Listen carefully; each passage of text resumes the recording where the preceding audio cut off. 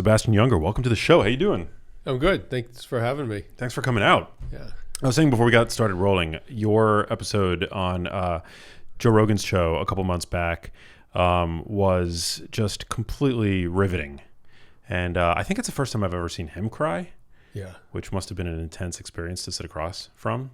Yeah, that surprised me. I mean, I almost died a few years ago, and I was writing about death, and it triggered something in him. He lost someone he really loved when he was young, and out it came, Crazy. Yeah. Well, yeah, I want to hear about your story. I mean, you've been in some of the world's most dangerous environments, reporting on them, but it was in your home, in the comfort of your home, that you had a truly life-threatening experience. So would love to hear more about that. Yeah, I mean, I was a war reporter for a long time, which of course is a career of choice, and I risked my life many times, and I almost lost my life a couple of times. But it all felt, because I was choosing to do that, there was a certain amount of agency involved, right? And what was terrifying about having something go wrong medically is that there's no agency whatsoever. And then what's really revealed is that death isn't necessarily dramatic in the forms of bombs and bullets. I was blown up by a roadside bomb. I've had bullets hit inches from my head into a sandbag.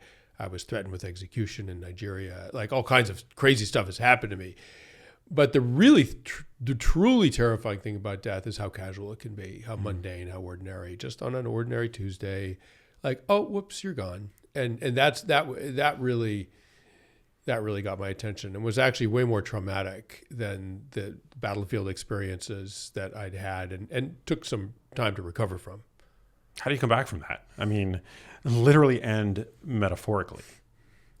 From almost dying? I don't know. I'm not sure you come back to the same place you started. It's like I'm reading a wonderful novel now about astronauts. I don't think you can go into space, and I'm guessing you can't go into space and see the Earth through a porthole and then come back to the same person and to the same planet. That's not happening. And it's like I'd gone to outer space and came back.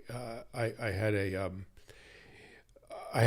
undiagnosed aneurysm in my pancreatic artery. And, I'm a healthy guy. I was an athlete in college. I've been an athlete my whole life. I'm not a walking heart attack. And, but aneurysms are totally random things. It's a structural problem, and it's a ballooning of the artery wall, and it will get bigger throughout decades, right? It's a very slow process, and it's pretty much undetectable. And if it ruptures, if the artery splits, you will start bleeding internally, and you will just bleed out, as if you'd been stabbed in the stomach, except if you were stabbed in the stomach, the doctors would know where to put their finger to plug the leak. With internal hemorrhage, no one knows where it is. It's just somewhere in your abdomen. And so that's what almost took my life. And I mean, I can tell you the story in detail, but the sort of salient part is that, I'm an atheist.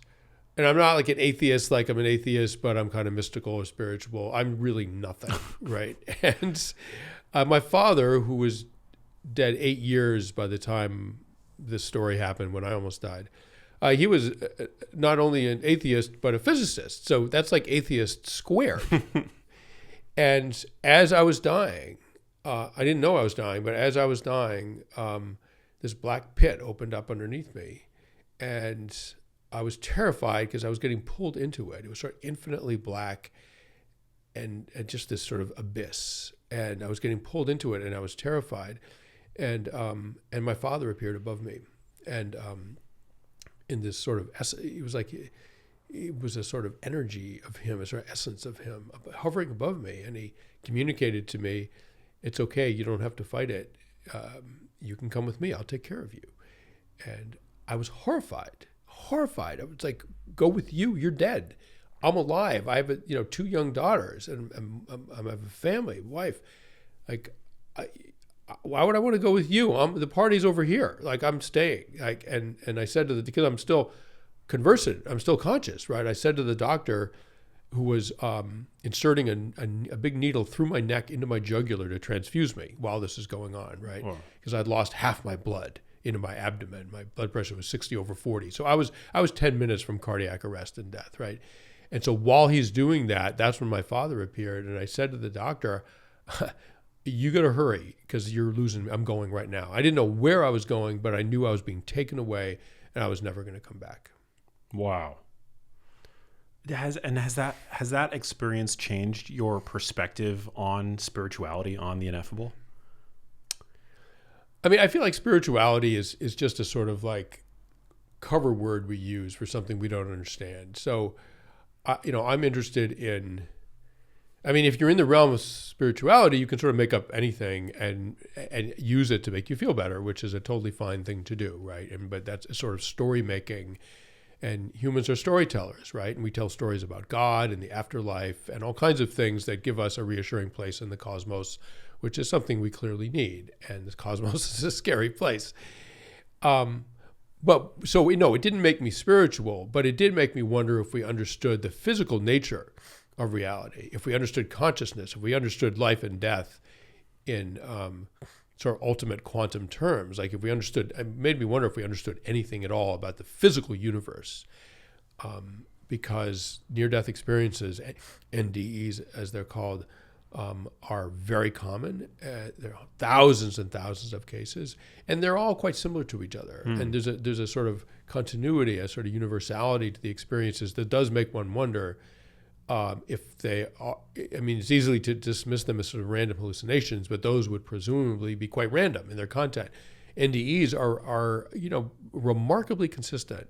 And one of the most common experiences that people have when they go to the threshold of death and then somehow come back, like I did, is that the dead show up to receive the dying. And really no one else sees the dead except the dying. And that's a profound mystery. And, I'm the ultimate rationalist, but the rational explanations for NDEs, they explain an awful lot, but they come up a little bit short in trying to explain the consistency of that vision among the dying. It doesn't quite make sense to me. Interesting. Have you investigated the neuroscience of NDEs? Yeah, I mean, there's a lot of research published on it, and there's all kinds of very reasonable, rational explanations. Low blood oxygen. There's a process akin to epileptic seizures where they produce visions.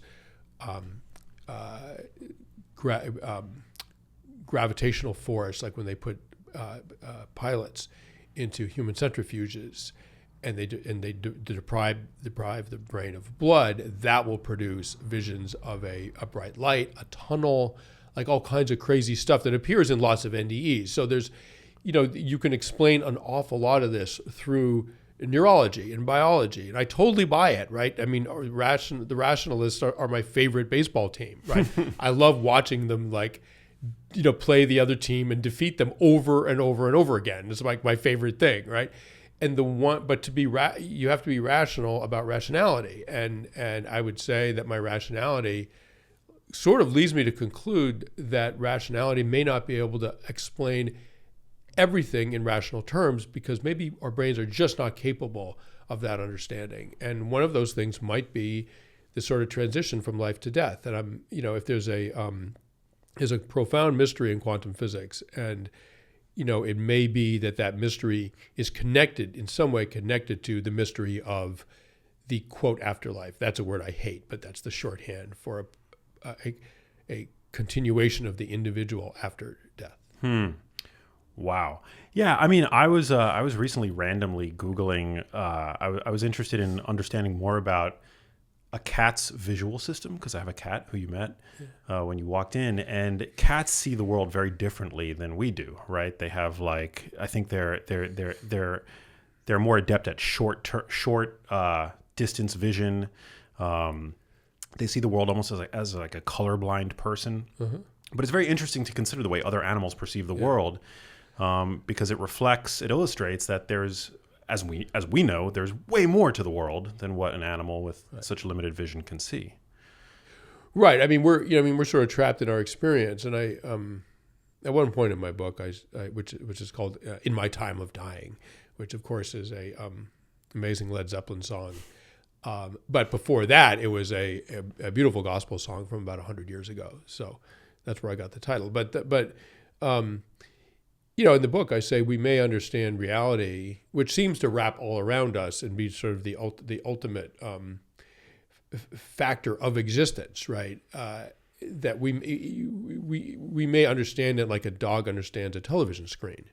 Watching the tennis ball go back and forth in a tennis match, not knowing that there's this enormous structure around the TV screen, which is producing the images that the dog sees, and being totally unaware of like how that works. And we also might be in this amazing world, which might be a little pinprick in a vaster system that produces what we see. I mean, we just don't know, right? And it's possible that when we transition at death to something else, or to nothing, who knows? But that we transition into that vaster reality, and so there's some plausible conversations around the role of consciousness in determining physical reality, and at the quantum, in this sort of quantum world, if you observe the actions of a photon, it acts differently than if you don't observe it, and that's just if you have a conscious mind observing a photon, it acts differently. The observation of a conscious mind creates the quantum reality that it's observing, and you can start going in circles pretty quickly with that one. But that's, there might be some path forward in terms of understanding death in that quantum world. We're certainly not prepared we're not prepared as a society to deal with death, particularly today. It's something that I think is often swept under the rug, and that's why grief can be so hard, especially today. Can you, walk me through like what it was like that afternoon when the aneurysm burst? Yeah. So at the time I had a 3-month-old, a 3-year-old little girl and a 6-month-old little girl, and my wife Barbara. And we were in Massachusetts. We live in New York ordinarily, but COVID hit, and we own an old house deep in the woods in Massachusetts, the end of a dead-end dirt road. It's so remote that there's no cell phone service.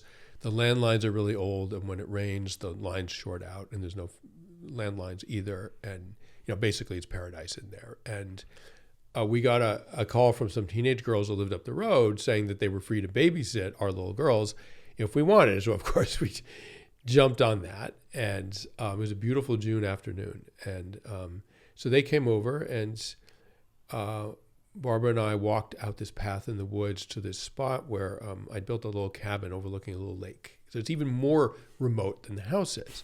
It has it has oil lamps and wood stove, and it's completely off the grid. Right, it's the most beautiful place in the world. And that was where I found out how casual death can be. Right, I mean, there I am in this beautiful place of safety and beauty and intimacy, and I felt this sudden odd pain in my abdomen. Right. Nothing crazy. I mean, it didn't double me over, but I was like, ooh, what is that? And it wouldn't go away. Usually with sort of indigestion or whatever, it'll sort of moving around will sort of affect how it, nothing changed it. It just kept this sort of searing pain. So I stood up to try to walk it out, and I almost fell over. And I got very lightheaded. I almost fell over, and I sat back down, and I said words I never thought I'd ever have to say. I said, I think I'm going to need some help. And so what I didn't know is that this aneurysm that had been with me probably most of my life, growing slowly for decades, it had chosen that moment to rupture. And, I was losing, immediately I was losing probably a pint of blood, a unit of blood every 10 or 15 minutes into my own abdomen. Now you have 10 units of blood in your body, and you can lose about half of that before you die. And we lived an hour from the hospital. So you can do the math, right? I mean, I was literally a human hourglass. And my wife, I got my hand over her shoulder, and she got her hand around my waist, and she sort of dragged me out of the woods, and me sort of stumbling, and got me to the driveway and put me in the passenger seat of the car, and ran in and told that, whispered to the babysitter so as not to upset our children, whispered like, there's an emergency, try to call the hospital. The landline wasn't working. So it had been raining, right? So I remember seeing this girl walking in sort of figure eights on the driveway trying to get a signal. She got one bar of signal and called 911. And meanwhile, I'm in the passenger seat going in and out of consciousness. And my wife is there holding my hand saying, stay with me, stay with me. And, every time I went out of consciousness, she thought, oh, he's not coming back. That's it. And then I would come back, and keep talking. I wasn't making sense. And then at one point, this sort of electric white started to like take over the world. And I said, I'm going blind. And which is one of the symptoms of extreme blood loss. And finally, the ambulance showed up, and I was feeling a little bit better. I'd gone into compensatory shock. It's your body's last-ditch attempt to sort of stave off the inevitable. So what it does is it sort of clamps down on your vasculature and limits blood flow to your legs, to your arms, to your skin, and hoards your blood where it's needed in your brain and your abdomen and your chest. And so I actually sort of felt a little better. My vision came back. I stopped losing consciousness, and the paramedics were like going to leave me. And they were like, maybe you're just dehydrated. Maybe just stay and drink some water, sit in the shade and drink some water, and call us if you still feel badly, right? And my wife was like, no, this is why married men live longer, right, than single men. My wife was like, no, he's going to the hospital. And I had to carry him out of the woods. Like, he's going to the hospital. And so we started the 1 hour drive. I had no idea how serious this was, right? And because now I'm feeling a little bit better. And I was like, oh, what a waste of time. I'm going to be sitting around the ER for 6 hours, like a waste of time. I should have brought a book. I mean, I'm literally thinking things like that. And boom, as soon as we hit the ER, I basically my body went off a cliff. I went out of compensatory shock. You can only hold yourself in that state for so long. And into end stage hemorrhagic shock. So now I'm convulsing. I'm in deeply hypothermic. My blood pressure is 60/40. In the end, I would need 10 units of blood, I full oil change, like a full body's worth of blood, right? And the doctors knew immediately what was going on, and they rushed me into the trauma bay, and that was when a doctor came up to me with his big needle and said, do I have permission to insert this in your neck to transfuse you through your jugular? And I said to him, why? Like, in case there's an emergency? I just did not get it. And so eventually, they transfused me. I saw my father. I told him to go away. And then they took me to the interventional radiology suite, which is, interventional radiology is this kind of magic, right? Like, it was invented about 20 or so years ago.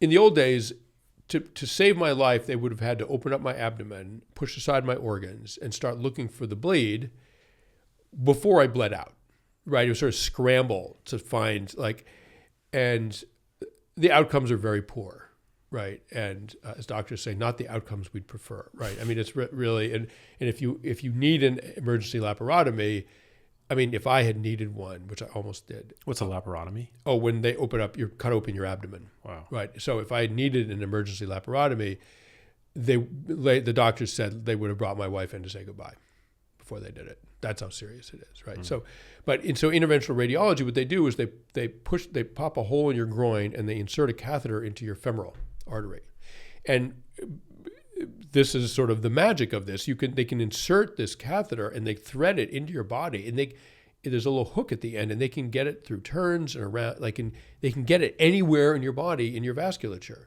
So what they were going to do was sort of work this way through and get it to the spot that was bleeding, that had ruptured, which they finally found, and embolize it, block it, stop the blood loss, and save my life. That was what they were going to do, and you're lying on a fluoroscope, which gives sort of real-time X-ray video, so they can watch what they're doing inside you while they do it, right? These is video images by X-ray, right? And I was in there for hours. I mean, I got so much radiation that I got a radiation burn on my back. Wow.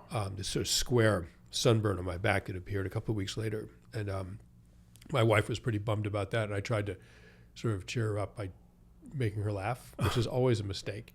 And I said, it's okay, honey, we can call it Square Noble. She was like, not funny. So I'm not sedated because my vital signs are so low they don't dare. So I'm conscious for this whole thing. And I'm in like incredible pain, right? And the nurse is holding my hand saying, keep your eyes open so we know you're still with us, like hang on. Wow. And finally, like 1 a.m, I watched the doctors give up. They're like, well, we tried, we can't do it. And that was finally when I realized, wow, I might die. And I was not of right mind. My mind was not working well, right? I was seeing monsters in the machinery. I was, but it got through like, ooh, this is bad. and it was a terrible feeling. And that's when, the alternative was an emergency laparotomy that I probably wouldn't have survived. And it's a miracle that I survived anyway, right? But and then one of the doctors said, why don't we try going through his left wrist? And the other doctor said, I like the way you think. I'll never forget that. I like the way you think. And I couldn't believe it. I was like, are you guys just seat of the pants here? Like, is this, this is super rare what I had, right? Like this isn't a problem most doctors ever have to solve, right? And that the left wrist allowed a sort of different angle of attack that allowed them to get to the spot that had ruptured, and they saved my life. Through the wrist? How do you even? Well, into they through your wrist into the I can't remember the name of the artery in your ulnar, in your arm, but at any rate, up your arm and then down. And I don't know the vasculature exactly, but that allowed a different approach that gave them access. My vasculature is very abnormal. I mean, the short version of why is that I have a ligament in the wrong place, and the median arcuate ligament, which goes across your chest, your abdomen, it's in the wrong place, and it crushed my celiac artery, which is this garden hose that sort of irrigates all of your digestive organs, right? And it crushed it. It completely occluded it, right? And it's just the ligament that's just too tight. It's in the wrong place, and it collapsed the celiac. So all the blood has to get to those organs through smaller arteries because your body is like completely redundant, right? There's 10 different ways to get anywhere. It's like driving Los Angeles. There's 10 different ways to get anywhere depending on where the traffic jams are. Well, there was a huge traffic jam in my celiac artery, basically. So it went around, but those small arteries are not designed to accommodate that kind of blood flow, blood pressure. And one of them developed this little bulge, and it grew and grew and grew. It was a time bomb. Wow. And it went off, and halfway through my 58th year. That's insane. And that they were able to do such precision practice such precision medicine this wasn't like a major medical center. This was an hour outside of your remote home. Yeah, it was a Cape Cod hospital, right? I mean, tiny, but they happened to, Cape Cod's a beautiful place. Doctors like to retire there. There was this one guy who was sort of like he was part of the development of interventional radiology like 20 or 30 years ago. He's just old genius. His name's Dr. Phil Dombrowski. And he was living on Cape Cod, right, with his wife. His children are grown, his daughters are grown, and he was living there. And the hospital would call him in sometimes to work on people. And they called him in at 8 p.m. like, hey, Phil, can you get in here? We have someone who's got a abdominal hemorrhage, and so it took him almost an hour to get there. And but I was hanging on, and he got there, and took him another 6 hours, but they did it. It's a miracle. Wow. Had the paramedics performed any sort of intervention on you, or they just... No, they gave me they're not equipped to do that, and they don't have the knowledge to do that. And they didn't know what was going on, right? I mean, they thought I had a digestion problem. It was belly pain. I was in for belly pain, right? Wow.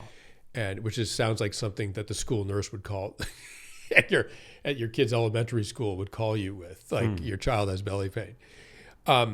So they gave me an IV bag for fluid, which is the first thing they do almost for anybody, and that was that was it. Wow. What are the risk factors for aneurysm? Do you know? I mean, you have a unique vasculature, but yeah. Well, there's different causes of aneurysms, right? And some people have tissue disorders, like genetic tissue disorders, and so a very common aneurysm is in your aorta. My dad had that, and he had it stented.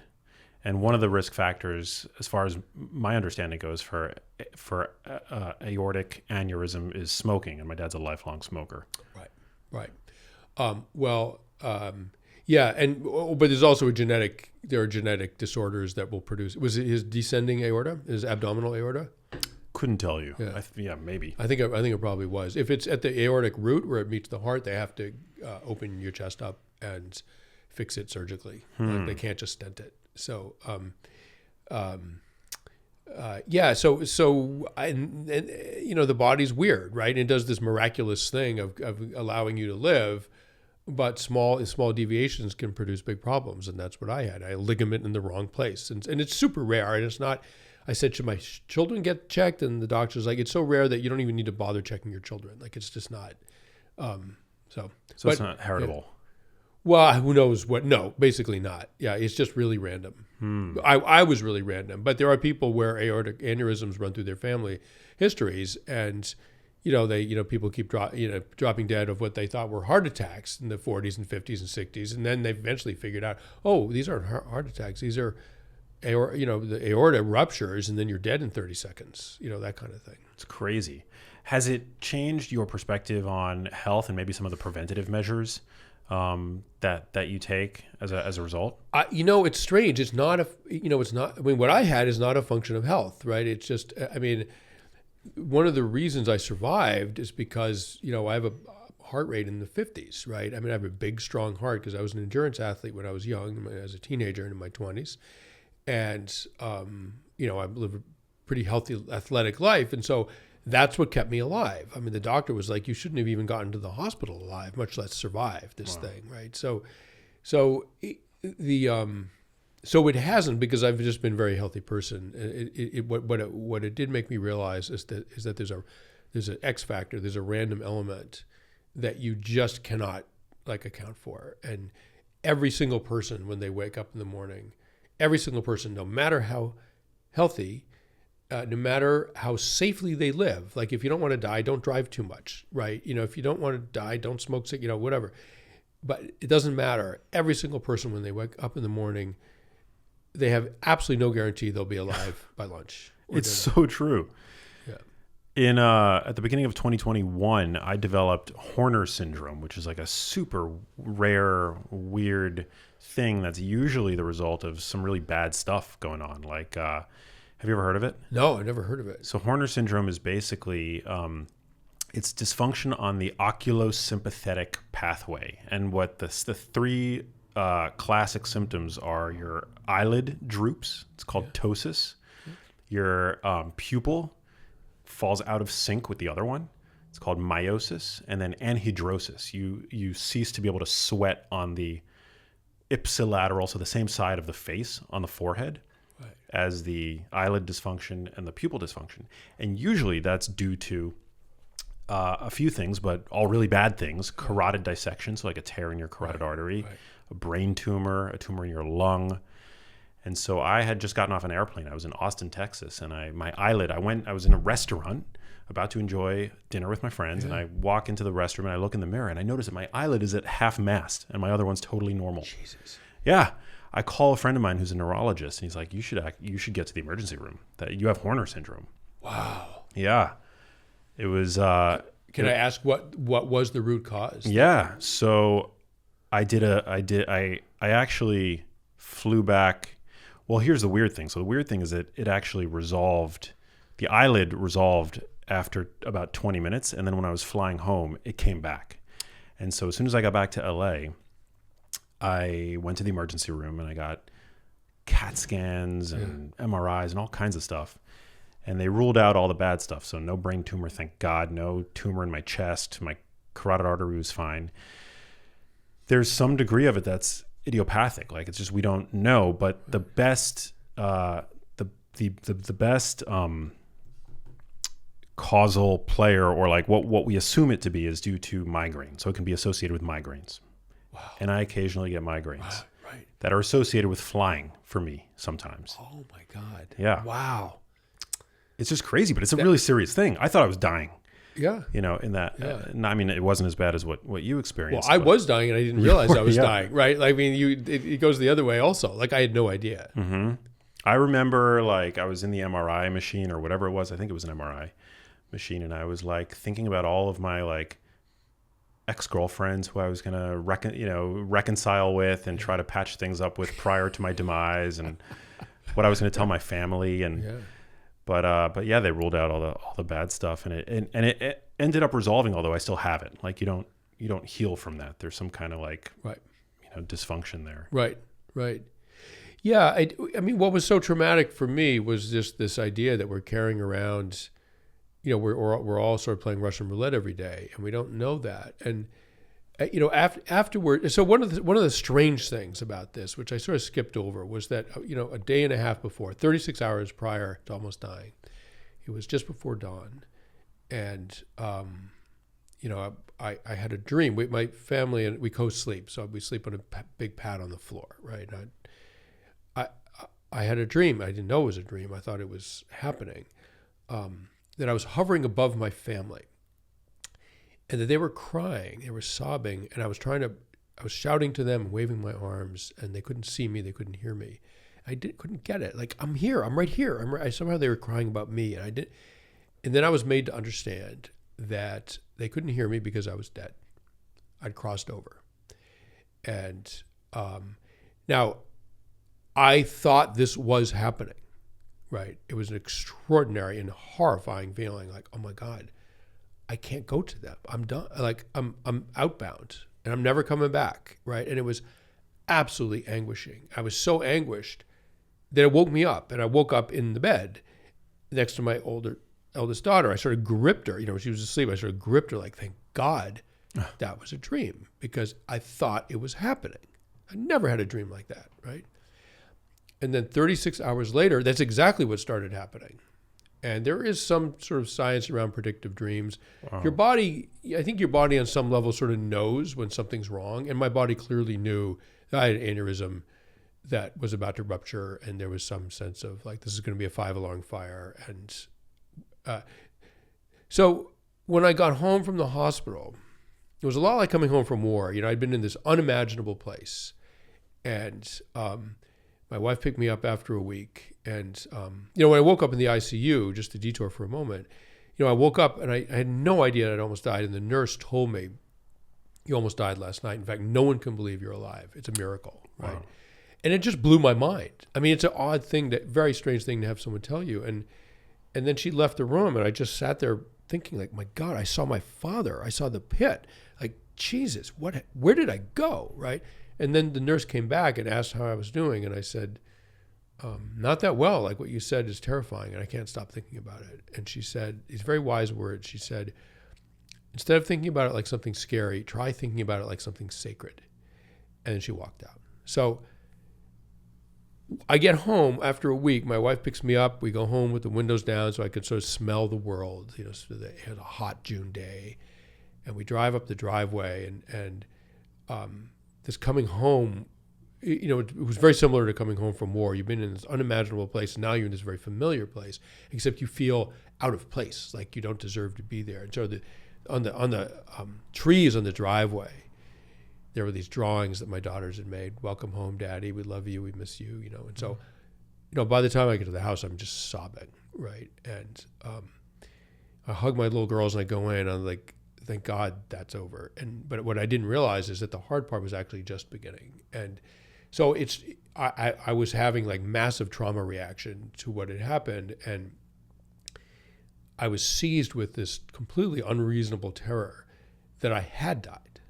And I didn't know it, that maybe I died what really got me was that I had experienced being dead in my sleep. And, hovering above your family is a really common element of NDEs, near-death experiences, as is a dead loved one showing up. So I was like, oh my God, maybe I died. Maybe I died in my sleep, and I don't know it. And this is all a dying hallucination. I'm the only one who knows I'm not dead, that I'm dead.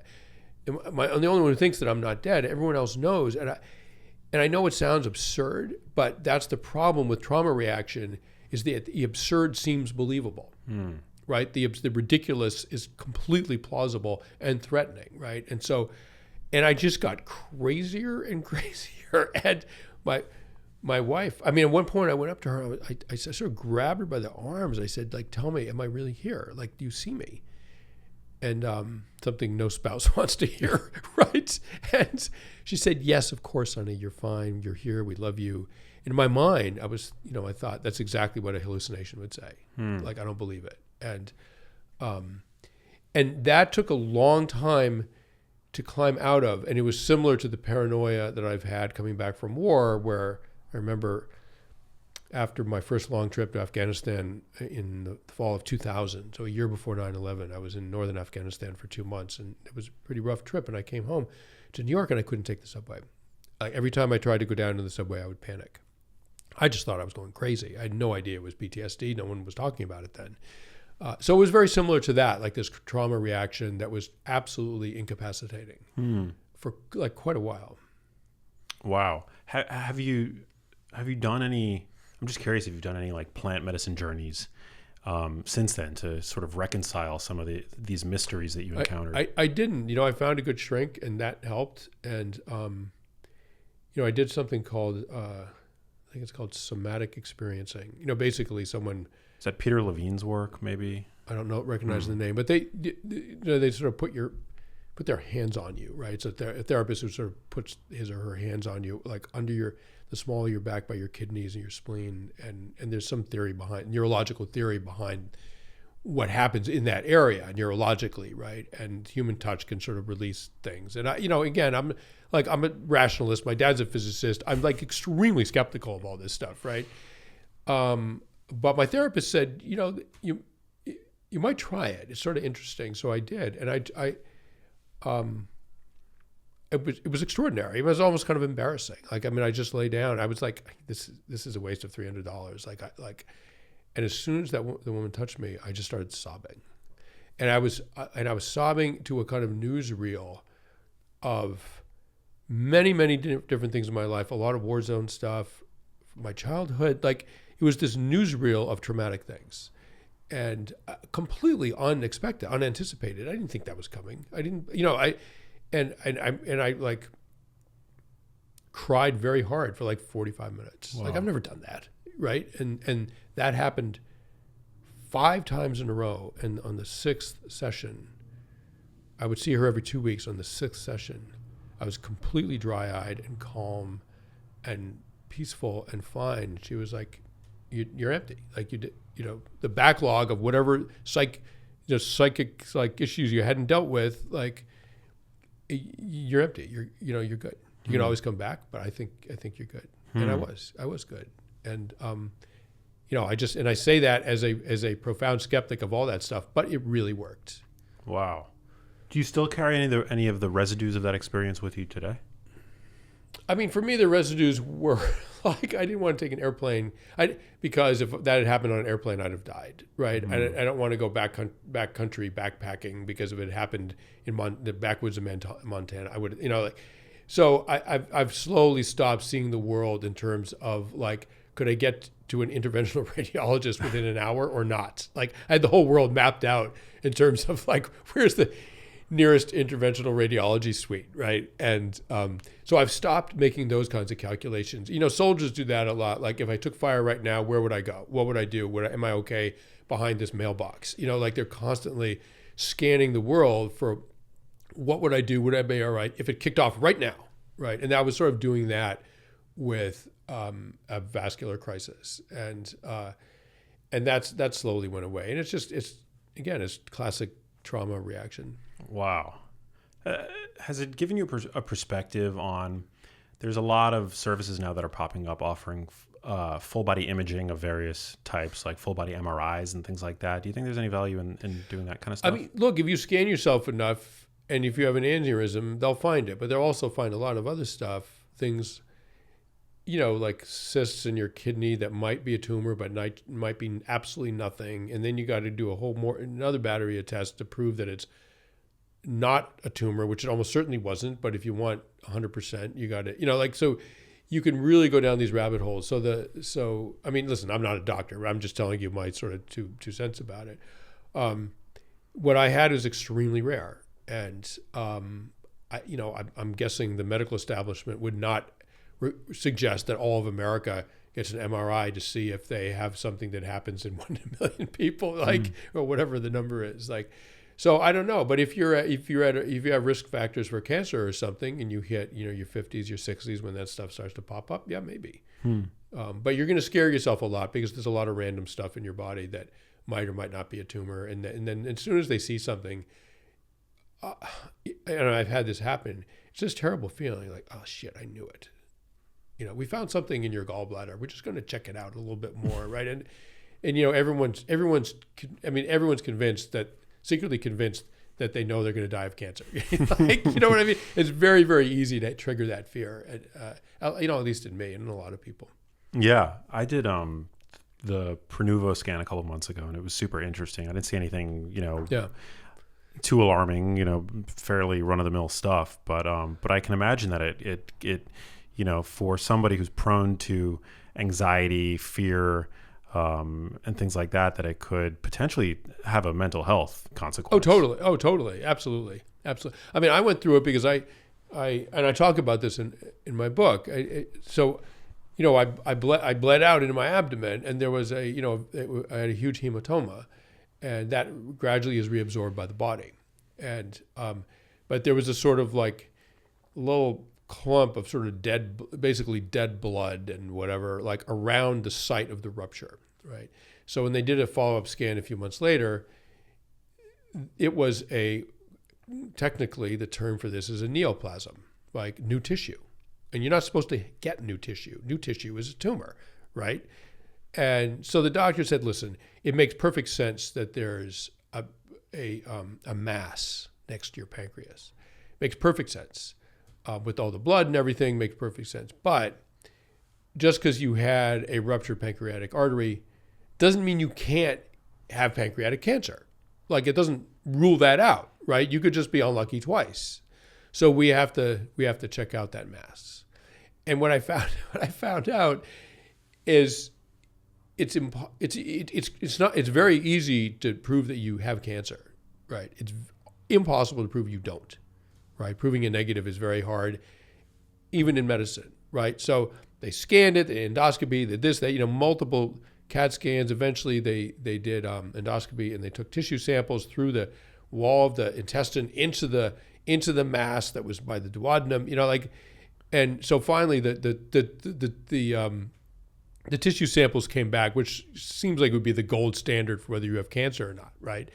They're probing something that either is or isn't a tumor, right? And so what the report said, in none of this, there was no cancerous material in any of the 6 sites that we sampled, but that does not prove conclusively that it's not a tumor, right? Because it was just 6 sites, right? So at that point, I was like, okay, I think I'm good. But the process of finding that out over and over and over again, that I didn't have cancer in the fragile state of mind I was already in, was extremely, extremely upsetting. Yeah, I'm sure. What would you say are the biggest lessons you've learned from all this?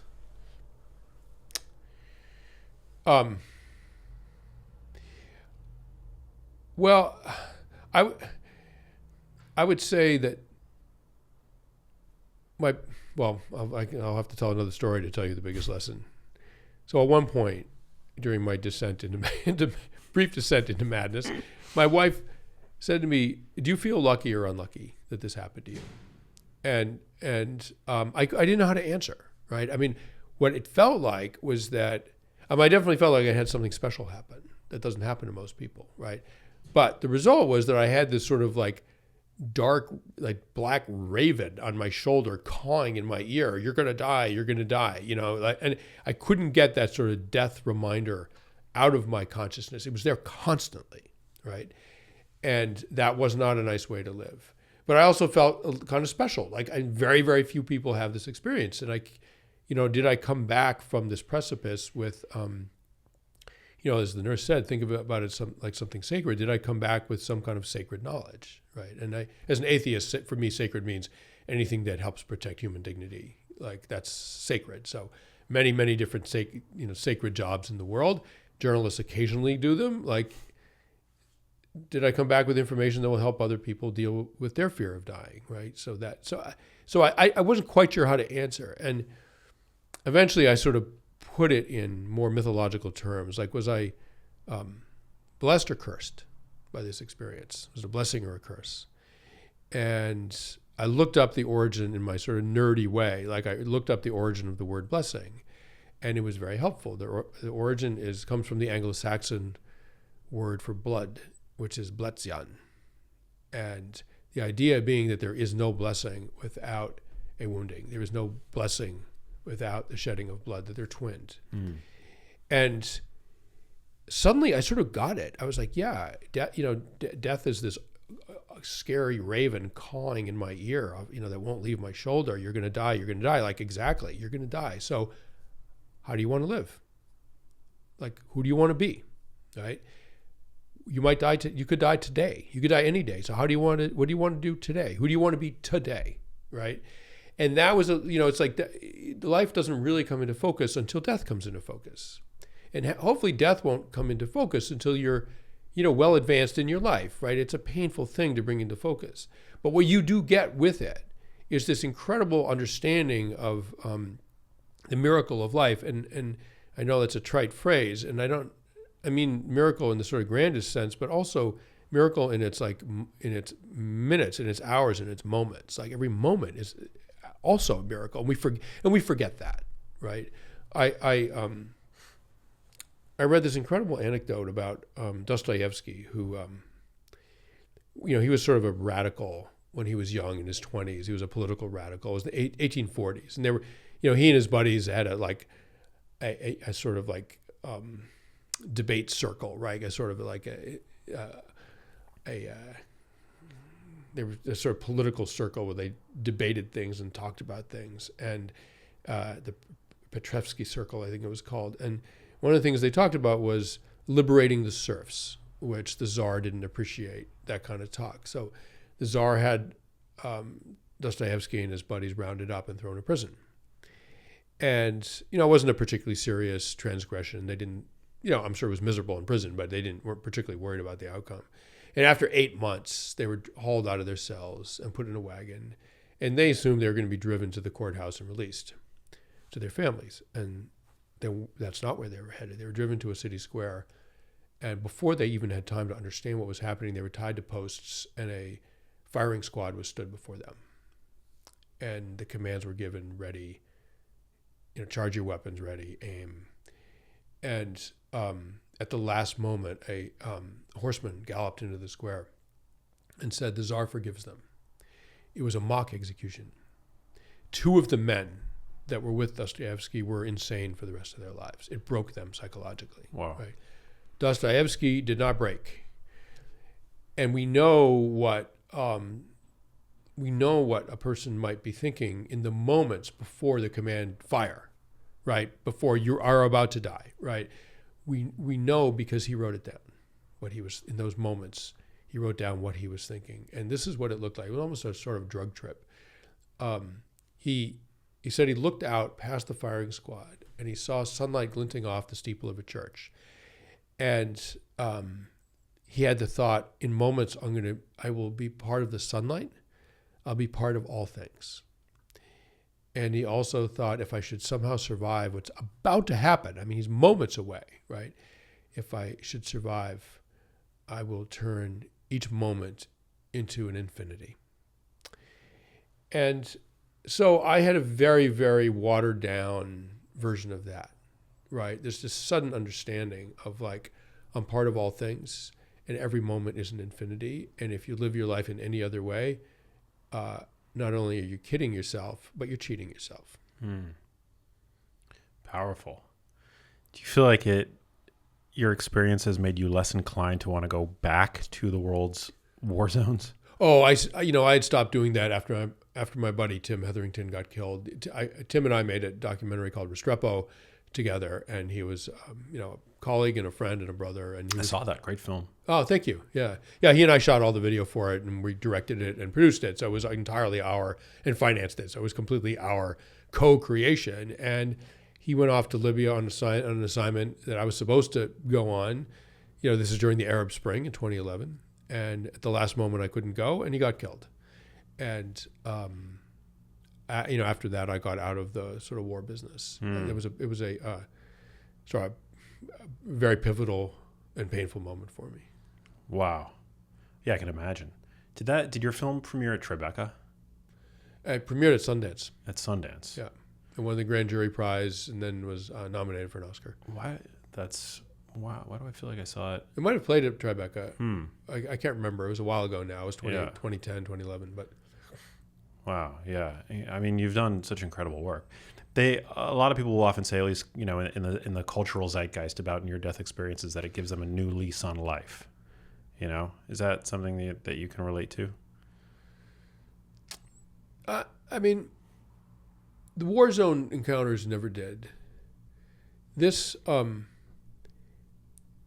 the first thing this did was terrify me. And then when I worked my way through the terror, it did give me a kind of, it sort of deepened my understanding of what life is. You like it came into focus, and you don't, when you're young and death seems sort of, so far off that you don't really even need to think about it.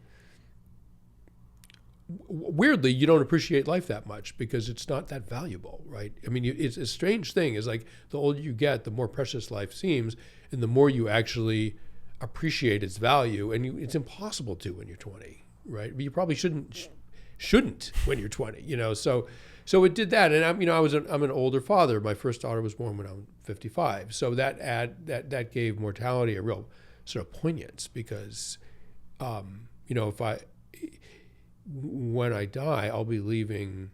I don't want to die and leave children behind. Like I want to live long enough so that they're adults and they're okay. And so the whole thing is, it's beautiful and also kind of excruciating.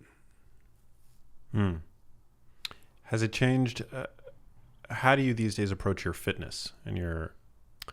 I was a distance runner when I was young, and I still run.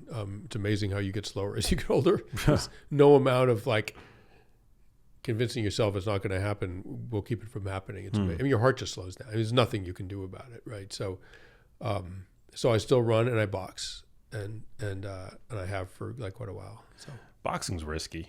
You want to protect your head. That's really important. Yeah. And when I spar, it's like very light, friendly sparring. It's not, but as a cardiovascular conditioner, it's like insane. It is insane. Yeah. And it just, your balance, your coordination, your reflex, and it just trains every part of every physical system. And so I really, really love it. I saw the heavy bag outside your front door, by the way. Yeah. Well, I was doing it I took it up during COVID, and I did it with a personal trainer, a private professional boxer personal trainer for about a year and a half. And then I started to do light sparring, and then I got hit in the head. Yeah. I lost my focus for a second. I got hit in the head. Right. And that was it for me. Yeah. I had a couple of hits like that. Yeah, in my family. Oh, you have dementia in your family? Yeah. No, I don't have dementia, but in my family, so I have a risk factor. Right. And so, you want to protect your noggin. Yeah. I hit a couple of times where the screen just goes fuzzy for a moment and then it clicks back in. And I stayed standing up, but it was like funny. It was like bzzz, and then it crackles back in. It's a weird, but that's only happened a couple of times to me. So yeah. It's so odd. How do you think people should, think about mortality, especially, it is something that we tend to brush under the rug today, especially younger generations. There's this sense of immortality. And as I mentioned earlier, as a society, I've experienced loss in my family, and death is not something that we're really taught very much about. Well, it's like birth. It doesn't happen in ordinary situations, right? Death no longer happens at home usually, right? And it doesn't happen. Thank God it doesn't happen very often with children, right? In the old days, which were that long ago, a lot of people had lost a sibling when they were young. Yellow fever or whatever. All kinds of awful things, infections. Then we have vaccines now that protect children, and modern medicine, and we understand pathogens, and we have antibiotics and all that stuff. But until about 1900, maybe 1920, a lot of kids would have watched a sibling die at home, and not to mention grandparents and parents and stuff, right? So death would have been something that people were very familiar with because they'd seen it happen in the corner bedroom, right? And that's not that common now. And likewise, childbirth, right? And so I think our society just keeps everything that goes to our animal nature just out of sight. Like we don't want to sort of see that we're not supposed to breastfeed in public. Like, are you kidding? We're like the first society in the world to think that is breastfeeding is somehow an assault on people's sensibilities. And I think what's really going on is people don't want to be reminded that we're animals. Like on some basic level. Yeah. And birth and death are, I think fall into that category too. Yeah, you're so right. we do straddle this line between being angels and animals, and it's something that I think is really it is an unfortunate aspect of the human condition. It's something that's for many of us really difficult to reconcile. Yeah, and the angel part is purely theoretical, right? I mean, we definitely are social primates. We're mammals, but we are such unique ones that we have a hard time admitting that we are biological beings and we do all the things biological beings do, which includes dying, and that may be for good, and we like, sorry, like that this may be all you get because you're, like beetles and salamanders and turtles and bears and wolves and everything else, you live and you die, and so do humans. And I said that's not a bad deal. What advice do you have for somebody who is afraid of dying? I mean, it's a very reasonable thing to be afraid of dying, and that fear of dying is adaptive and has kept us alive, keeps us alive, pretty effectively. People often ask if this experience made me less fearful of death. It didn't. It was terrifying, and it was more terrifying than being told I was going to be executed. Right. I mean, at one point in my life, and but what did help with my fear of death actually was something my daughter said, and she, the wisdom of children is so clear, it's so pure. They see the world exactly how it is, and we don't. Adults don't, and probably we can't really afford to either. But children can, right? So I explained to my daughter at one point how the solar system worked, and the Earth is a sphere. The sun's over here and everything's going, whatever. I explained the basics to her, right? And, she's a smart little bean and she chewed on that for a while. And like a couple of days later, she came up to me and said, Daddy, I know why there's night.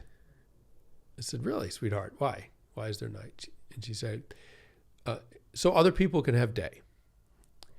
And I suddenly got it. I'm like, oh, I know why we die, right? The Earth, the universe cannot accommodate all of us forever. It's impossible. On every level, it's impossible. And so we have to die. And when we die, it's not something that's done to us. It's not something taken from us. You can look at it as a final act of love and generosity for our children and their generation. They need us to do that. Right, and we do it out of love and gratitude, and when you think about it like that, it's because if we don't die, they will not enjoy the beautiful world that we did. It's impossible, right?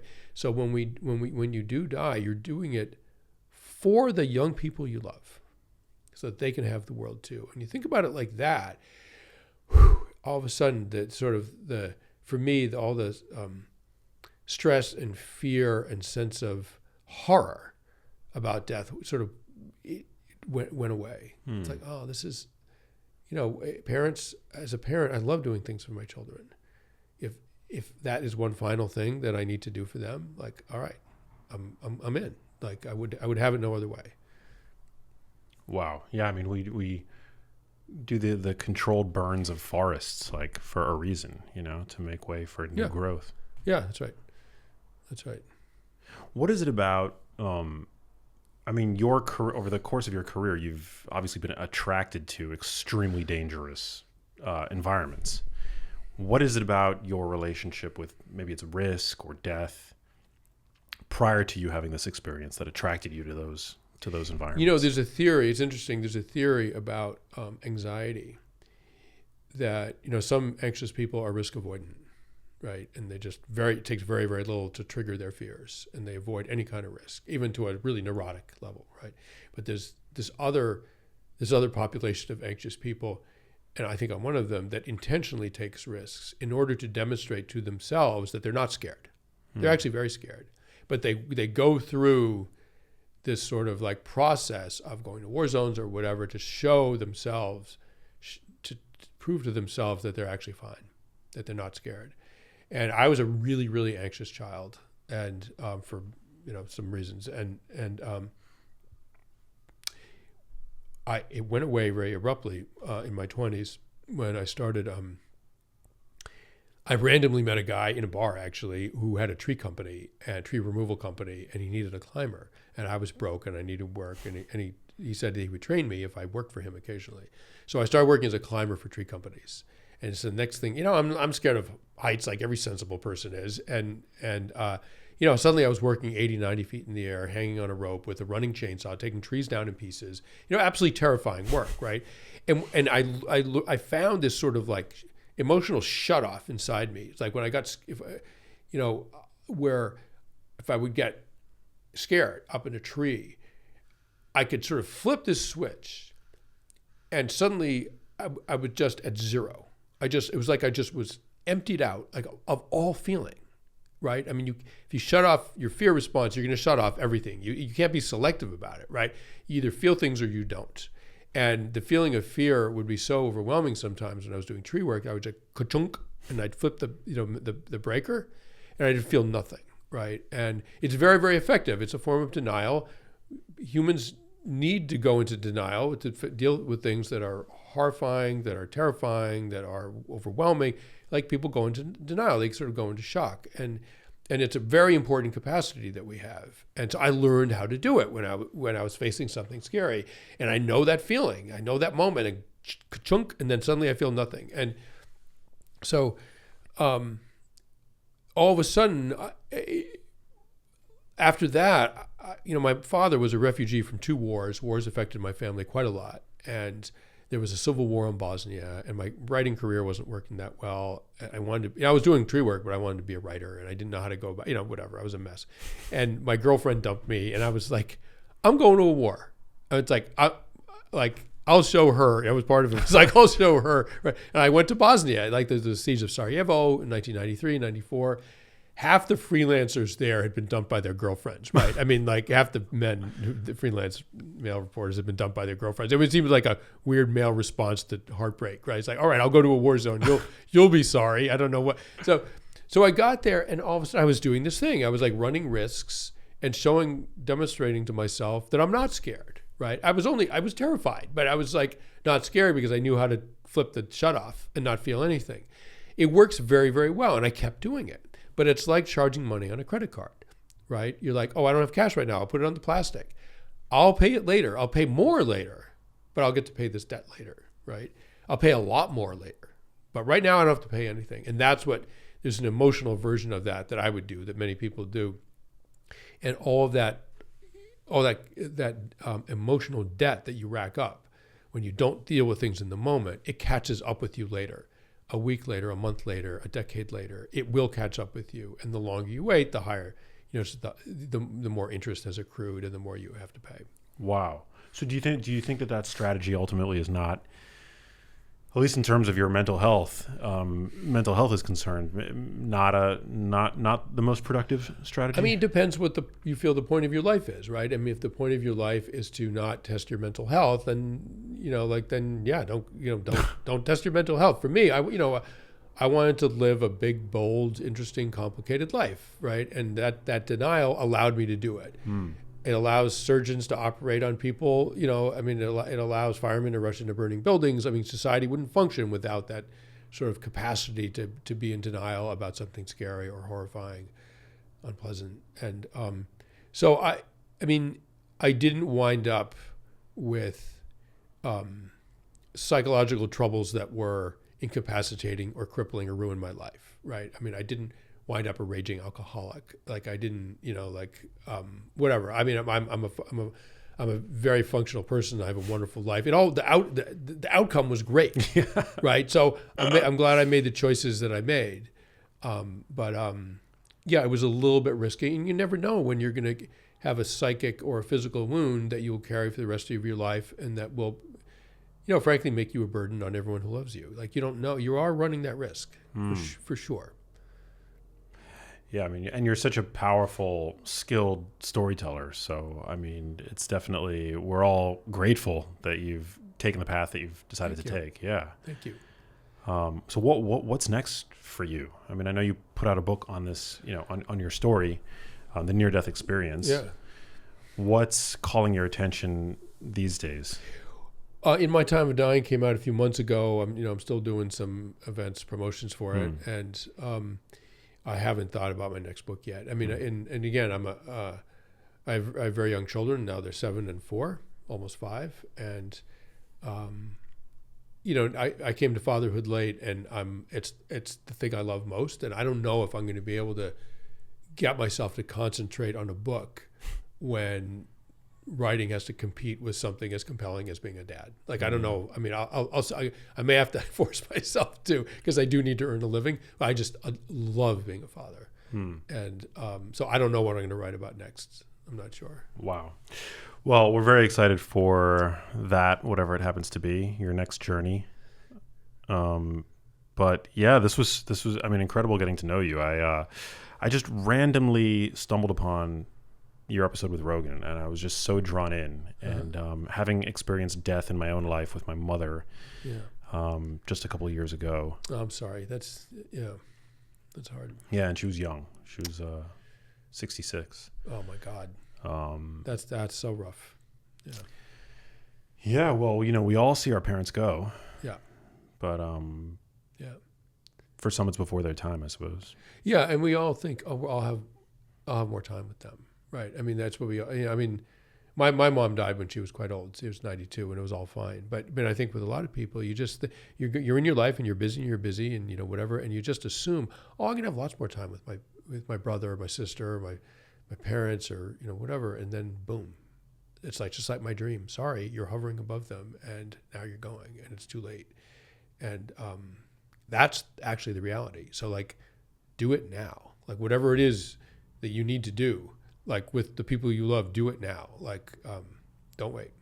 Has your experience changed your relationships? I mean, obviously you have a very tight knit family. Yeah. You guys co-sleep, but what about with like your outer circle? Like friends and.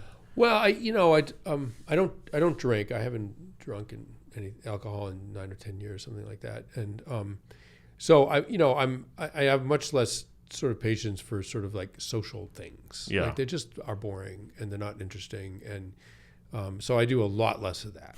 Right. And I think I just have a slightly lower tolerance for people that don't mean anything to me. I mean, you get kind of ruthless about what do you mean something to me or not? If you don't, sorry, like I'll be polite, but I'm just not interested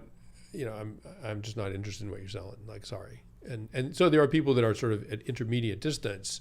There are acquaintances. Like, do I really want to go to a dinner party with someone I, kind of know? Like, no, I don't. In fact, you just start making kind of like ruthless choices around that. And, my wife is a little bit more politic about things. But I'm like, listen, honey, neither of us cares about that person. Like, we don't, 3 hours out of our lives at their dinner table. Are you kidding? No, absolutely not. I can so appreciate that. Oh man. Well, Sebastian, thank you so much for coming out onto the show. I feel like we could keep going, but I just I think it's such an incredible story, and I'm grateful to you for sharing it with us. I've got one last question for you before we get to that. Where can people pick up your books? Where can they connect with you on social media?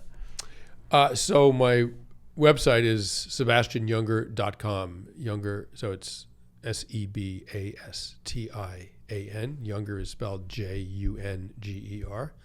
SebastianJunger.com. And I have a flip phone. I don't really post on social media. Like my poor followers have been they're like, where is he? So my publisher sometimes posts things, but I'm not really on social media. But you can get you can order my books on Amazon, or better yet, go to a local bookstore. And it was a bestseller over the summer. It got a lot of attention, and it got a lot of attention from people who were sort of hurting in one way or another, who had lost somebody or who had almost died themselves and were in a state of confusion, like I was, right? And for some, again, I'm an atheist, but I wanted to write a book that was comforting to people who believed in God and who didn't, and comforting just in terms of explaining this existence that we're all in, and there is something weirdly soothing about quantum physics, and that's where I land in the end. Is quantum physics is the explanation for all things, so people really, really like the book.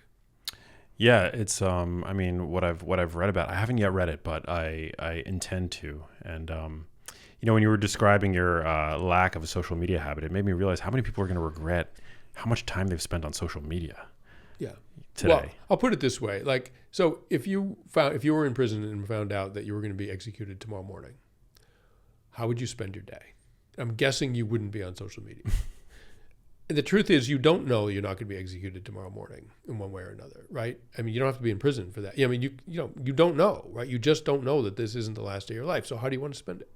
You really want to spend it looking at pixels? Like, I don't, and I don't think most people do if they stopped and thought about it. So, my daughters aren't allowed any, screen time. Like, I'm against the whole thing. I think it's like seriously toxic and addictive and kind of ruining society. Like, I really think it's the sort of social media and smartphones, I think, are a terribly dangerous thing.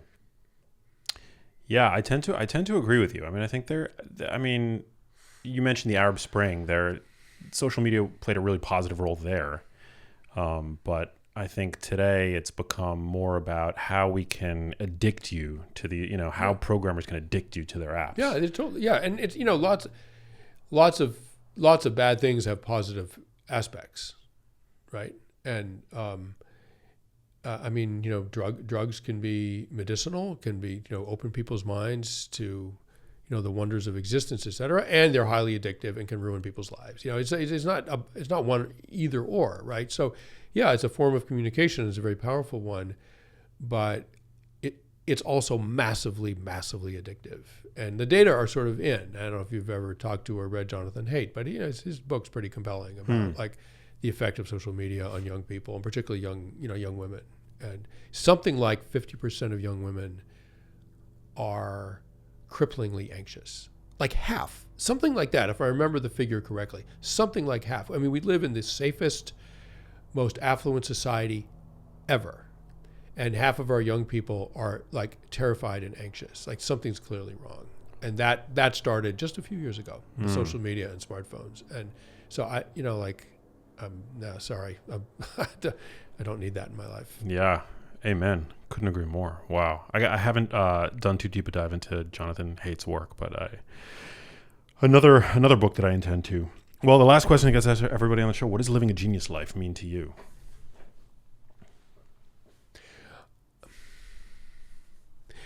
I mean, not everyone's going to be Elon Musk, right? So that's just not available to everybody. But what is available is living in a way that's rooted in the moment and authentic and connected to other people. And if you don't do that, you're living a stupid life.